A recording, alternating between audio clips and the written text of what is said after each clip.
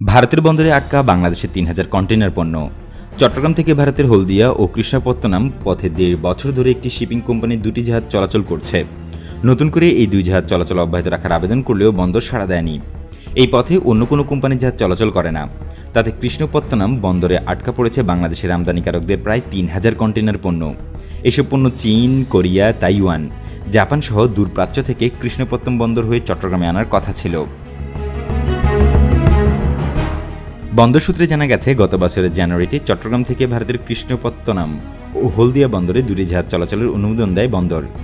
ভারতের Shreyas shipping and logistics limited, বর্তমানে ডেনমার্কের ইউনিফিডার গ্রুপের প্রতিষ্ঠান, স্থানীয় প্রতিনিধি হিসেবে বাংলাদেশের কর্ণফুলী লিমিটেডকে এই অনুমোদন দেওয়া হয়।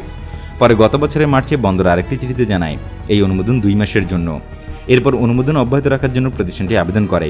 তবে বন্দর সেই সময় নতুন করে অনুমোদন না দিলেও জাহাজ চলাচল বন্ধ করেনি। গত মাসে জাহাজ দুটি বন্দরে পৌঁছালে নতুন করে অনুমোদন ছাড়া ভেড়ানো হবে না বলে বন্দর কর্তৃপক্ষ কর্ণফুলী লিমিটেডকে জানায়। পরে অবশ্য বন্দর কর্তৃপক্ষ সাময়িক ভিত্তিতে জাহাজ দুটি থেকে বন্দরে পণ্য খালাসের অনুমোদনও দেয়। এই পরিস্থিতিতে গত ২৫ জুলাই ও ৮ আগস্ট পৃথক দুটি চিঠিতে এই পথে জাহাজ দুটি চলাচলের অনুমোদন নবায়ন করার জন্য আবেদন করে কর্ণফুলী লিমিটেড। জানতে চাইলে বন্দরের সচিব বলছেন, শিপিং কোম্পানিটি চট্টগ্রাম কৃষ্ণপত্তনম পথে জাহাজ চলাচলের যে অনুমোদন ছিল তার মেয়াদ শেষ হয়ে গেছে। নতুন করে তারা ওই পথে জাহাজ চালানোর আবেদন করেছে। এই আবেদন এখন পর্যন্ত পর্যালোচনা করা হচ্ছে। এদিকে ভারতের বন্দরে আটকা পণ্য চট্টগ্রামে আনার জন্য কোনো জাহাজ না পেয়ে বিপাকে পড়েছে জার্মানির হ্যাপাগ-লয়েড। কারণ কৃষ্ণপত্তনম বন্দরে আটকে থাকা তাদের কন্টেইনারের সংখ্যাই সবচেয়ে বেশি। সিঙ্গাপুরের বন্দরে কন্টেইনার জটের কারণে ১ মাসের বেশি সময় ধরে দূরপ্রাচ্যের দেশগুলো থেকে শ্রীলঙ্কার কলম্বো বন্দর হয়ে কৃষ্ণপত্তনম দিয়ে বিকল্প পথে বাংলাদেশে আমদানি পণ্য আনা শুরু করে প্রতিষ্ঠানটি।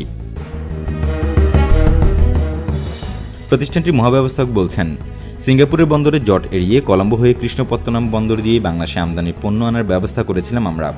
এখন জাহাজ না থাকায় এসব কন্টেইনার কিভাবে চট্টগ্রামে আনা হবে তা নিয়ে দুশ্চিন্তা রয়েছে। এ বিষয়ে কর্ণফুলী লিমিটেডের সঙ্গে যোগাযোগ করা হলে প্রতিষ্ঠানের একজন কর্মকর্তা নাম প্রকাশ না করার শর্তে বলেন, কৃষ্ণপত্তনম দিয়ে মধ্যপ্রাচ্য থেকে বাংলাদেশে আমদানি পণ্য সহজে আনা যায়। আবার রপ্তানি পণ্য চট্টগ্রাম থেকে কৃষ্ণপত্তনম হয়ে সরাসরি ইউরোপে নেওয়া যায়। শ্রীলঙ্কা ও সিঙ্গাপুরের বন্দরে জটের কারণে বিকল্প এই পথে এখন সুবিধা পাচ্ছে আমদানি ও রপ্তানিকারকরা। আমদানি রপ্তানি বাণিজ্যের স্বার্থে এই পথে জাহাজ চলাচলের অনুমোদন অব্যাহত রাখা উচিত বন্দরের।